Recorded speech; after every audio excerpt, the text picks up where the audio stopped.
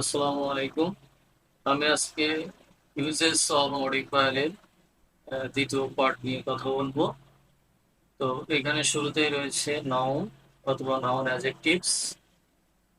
আসলে নাউন অ্যাজেক্টিভস বলতে বোঝায় যে যখন একটি নাউন আরেকটি নাউনকে মডিফাই করে তখন ওই পূর্ববর্তী নাউনটিকে আমরা নাউন অ্যাজেক্টিভ বলি।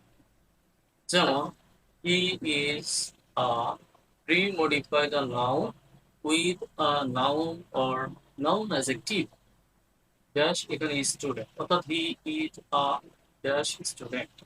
এখানে আমরা যদি মনে করি যে গুড বলবো, উত্তর হবে মানে সেন্টেন্স সঠিক, বাট এখানে ব্যবহার করতে বলেছে নাউন অ্যাডজেক্টিভ ব্যবহার করতে বলেছে, সো আমরা অ্যাডজেক্টিভ ব্যবহার করলে হবে না। তো এখানে একটা নাউন বসাতে হবে। সেই হিসেবে আমরা বলতে পারি যে কলেজ স্টুডেন্ট, ইউনিভার্সিটি স্টুডেন্ট, তাহলে কিন্তু এখানে উত্তরটা সঠিক। Pre-modify the noun with a noun or noun adjective। এখানে বলছে dash match is very enjoyable. তাহলে একটি ম্যাচ খুবই এনজয়েবল, সেটা ক্রিকেট ম্যাচ হতে পারে, ফুটবল ম্যাচ হতে পারে, ভলিবল ম্যাচ হতে পারে। এভাবে আমরা ক্রিকেট ফুটবলের এখন নাম দিয়ে লিখতে পারি। অ্যাডভার্বস। অ্যাডভার্বস পরীক্ষায় অবশ্যই আসবে, এটি খুবই গুরুত্বপূর্ণ।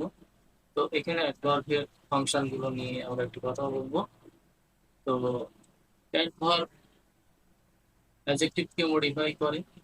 যেমন he is a dash honest man. তাহলে এখানে আমরা বলতে পারি সে একজন সৎ লোক, খুব সৎ, এই জন্য আমরা বলতে পারি ভেরি অনেস্ট ম্যান। অ্যাডভার্ব ভার্বকে মডিফাই করে। যেমন he pre modify the verb speaks the truth. তো এখানে আমরা বলতে পারি সে সত্য কথা বলে। এই স্পিক বলাটা অলওয়েজ মানে সবসময় বলে, বা নেভার স্পিক্স দ্য ট্রুথ কখনো বলে না, বা সামটাইমস স্পিক দ্য ট্রুথ মানে মাঝে মাঝে সত্য কথা বলে। অ্যাকচুয়ালি যখন একবার দিয়ে কোনো কিছুকে মডিফাই করতে বলে, তো এই কথাটা অবশ্যই মনে রাখতে হবে। কখন, কোথায়, কিভাবে, কতবার, কতটুকু, এগুলো দিয়ে প্রশ্ন করতে হবে। এগুলো দিয়ে প্রশ্ন করলে একবারের উত্তর খুব সহজেই চলে আসবে। তো অ্যাডভার্বস ভার্বের পরে বসেও কিন্তু ভার্বকে মডিফাই করতে পারে। যেমন হি drives his car, post modify the verb with an adverb. তো সে তার গাড়ি চালায়, এখানে আমরা বলতে পারি কেয়ারফুলি বলতে পারি। হ্যাঁ, এইভাবে সতর্কতার সাথে সে তার গাড়ি চালায়। অ্যাডভার্বস অ্যাডভার্বস এর আগেও বসতে পারে, অ্যাডভার্বের পরে বসতে পারে।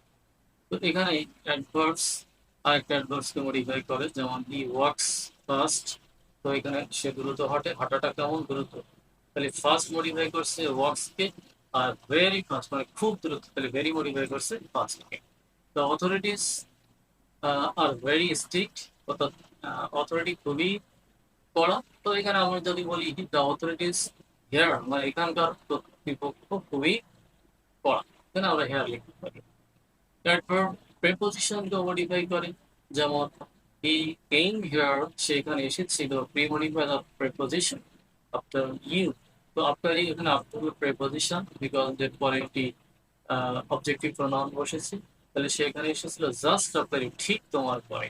তাহলে পরে না বলে বললাম কি ঠিক তোমার পরে। অ্যাডভার্ব কনজাংশনকেও মডিফাই করে। যেমন he came here pre modify the, এখানে হবে কনজাংশন। এখানে প্রেপোজিশন হলো, এখানে হবে কনজাংশন। কনজাংশনকে মডিফাই করতে বলতে পারে আফটার ইউ হ্যাড গন।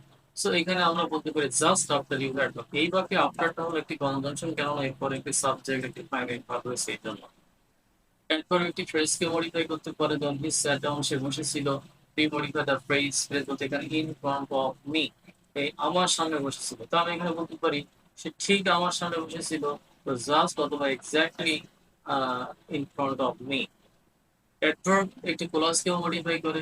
তাহলে আই গেট আমি পাই, হোয়াট আই নিড যা আমি চাই। এখানে আমি যদি বলি অনলি হোয়াট আই নিড, শুধুমাত্র আমি যা চাই, যা আমার যা দরকার আমি তা পাই। হোয়াট আই নিড বলতে আমার যা দরকার। তো অনলি হোয়াট আই নিড মানে আমার শুধুমাত্র আমার যা দরকার আমি তা পাই। অ্যাডভার্ব ডিটারমিনারকে মডিফাই করতে পারে। যেমন আই ওয়েটেড 2 আওয়ার্স। এখানে আমি বলতে পারি টু হলো একটি ডিটারমিনার, এটা একটা নিউমেরাল। অলমোস্ট 2 আওয়ার্স মানে প্রায় 2 ঘন্টা আমি অপেক্ষা করেছি। অ্যাডভার্ব একটা সেন্টেন্সকে মডিফাই করতে পারে, যেমন I could not solve the problem. তো আনফর্চুনেটলি মানে দুর্ভাগ্যবশত আমি এই সমস্যাটা সমাধান করতে পারিনি। এরপরে আসি প্রেজেন্ট পার্টিসিপল। এটা অবশ্যই পরীক্ষায় আসে, বেশিরভাগ ক্ষেত্রে দেখা যায় এটা পড়ে। তো প্রেজেন্ট পার্টিসিপল বুঝতে হবে, যখনই প্রেজেন্ট পার্টিসিপলের কথা বলা হবে মানে ওখানে মানুষের সাথে আইএনজি যোগ করতে হবে।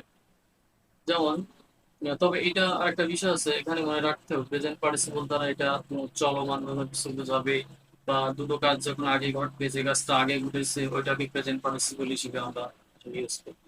I fell down, he fell down from their strain, এখানে হচ্ছে pre modify the noun with the present participle, অর্থাৎ প্রেজেন্ট পার্টিসিপল ইউজ করতে হবে। He fell down from dash train, এখানে আমরা বলবো রানিং ট্রেন, মানে চলন্ত বাস। তাহলে কেমন বাস? চলন্ত, এটাও অ্যাডজেক্টিভের কাজ করে। অ্যাকচুয়ালি প্রেজেন্ট পার্টিসিপল গুলো মূলত অ্যাডজেক্টিভের কাজ করে। সো অ্যাডজেক্টিভ ঠিক যেভাবে ব্যবহার বের করতে হয়, এখানে আবার ওইভাবে করলে হবে যে কেমন বা কোন ধরনের।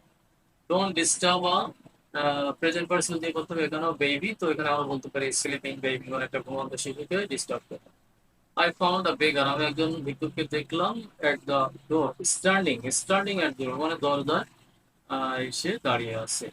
এরপরে প্রেজেন্ট পার্টিসিপল ফ্রেজেস নিয়ে আমরা কথা বলবো। প্রেজেন্ট পার্টিসিপল ফ্রেজ, তার আগে প্রেজেন্ট পার্টিসিপলের আমি আর একটা উদাহরণ দেখবো। Post modify the noun with the present participle dash newspaper regularly, one can be aware of everything। তো এখানে দুইটা কথা বলা হয়েছে, একজন ব্যক্তি সচেতন হতে পারে, এই যে ক্যান এটা একটা ফাইনাইট ভার্ব। সো এইখানে প্রেজেন্ট পার্টিসিপল বলতে বোঝানো হচ্ছে মূলত নিউজ পেপার পড়া হবে। তাহলে এখানে আমরা লিখবো যে রিডিং নিউজ পেপার, মানে নিউজ পেপার পড়ে নিয়মিত একজন ব্যক্তি সবকিছু সম্পর্কে সচেতন হতে পারে। প্রেজেন্ট পার্টিসিপল ফ্রেজে মূলত ভার্বের সাথে আইএনজি থাকবে, সাথে অন্যান্য এক বা দুই বা তার বেশি শব্দ থাকতে পারে। যেমন the man post modify the noun with the present participle phrase is very honest, অর্থাৎ দ্য ম্যান বলতে মানুষটি ইজ ভেরি অনেস্ট বাক্য হয়ে যায়। তারপর ওই দ্য ম্যান সম্পর্কে আমাকে এখন ভার্বের সাথে আইএনজি দিয়ে আরো অন্যান্য শব্দ যোগ করে একটা কমপ্লিট সেন্টেন্স এখানে তৈরি করতে হবে। So the man working in the field, অর্থাৎ মাঠে কর্মরত লোকটি কৃষক। The student post modify the noun with the present participle phrase is very clear. তো এখানে আমি বলতে পারি the student sitting before me, মানে আমার সামনে বসা, সিটিংটা হলো প্রেজেন্ট পার্টিসিপল, আর সাথে বিফোর মি যোগ করে টোটালটা এখন হয়ে গেল present participle phrase. Past participle বলতে আসলে ভার্বের যে 3 নম্বর ফর্ম, যেমন ব্রেক, ব্রোক, ব্রোকেন, এই ব্রোকেনটা হলো past participle. Do, did, done, রিটার্নটা হলো পাস্ট পার্টিসিপল। তো there is for pre-modify the noun with the past participle chair in this classroom, মানে এই ক্লাসরুমে একটি চেয়ার রয়েছে। এখন কেমন বা কোন ধরনের চেয়ার এটা আমরা বলতে পারি there is a broken chair. কিন্তু এখানে নাইস বললে হবে না, কারণ এখানে আমাকে ভি3 ব্যবহার করতে হবে, ব্রেক, ব্রোক, ব্রোকেন। তো পাস্ট পার্টিসিপল ফ্রেজ গুলো এগুলো মূলত অ্যাডজেক্টিভের কাজ করে, ভার্বের 3 নম্বর ফর্ম, এগুলো অ্যাডজেক্টিভের কাজ করে। এই জন্য কেমন বা কোন ধরনের দিয়ে প্রশ্ন করলো এখানে উত্তর চলে আসবে। উই শুড নট ড্রিঙ্ক, আমাদের পান করা উচিত নয়। Pre modify the noun with the past participle, একটা পাস্ট পার্টিসিপল দিয়ে এখানে আমাদেরকে মডিফাই করতে হবে দ্যাটস ওয়াটার। তাহলে আমাদের পান করা উচিত নয় কেমন বা কোন ধরনের ওয়াটার, তাহলে সেই হিসেবে কিন্তু আমরা এখানে বলতে পারি যে পলিউটেড, পলিউটেড ওয়াটার, তারপরে কন্টামিনেটেড ওয়াটার, কন্টামিনেটেড ওয়াটার এটাও আমরা লিখতে পারি। কিন্তু এখানে আমি বলতে পারবো না যে এটা ডার্টি ওয়াটার, কেননা এখানে তো আমার ভিজিরি ব্যবহার করতে হবে। Courses post modify the noun with the past participle দিয়ে এখানে মডিফাই করতে হবে। তো এখানে courses by the open university আর শোনন বিডি, তাহলে এখানে বোঝানো হচ্ছে যে উন্মুক্ত বিশ্ববিদ্যালয় কর্তৃক পরিচালিত কোর্সগুলো বিডিবিতে দেখা না। তো পরিচালিত বলতে এখানে রান ব্যবহার হবে, হ্যাঁ, রান, রান এখানে ভিতরি, রান, র্যান, রান এর ভিতরি আর ইউ পরিচালিত।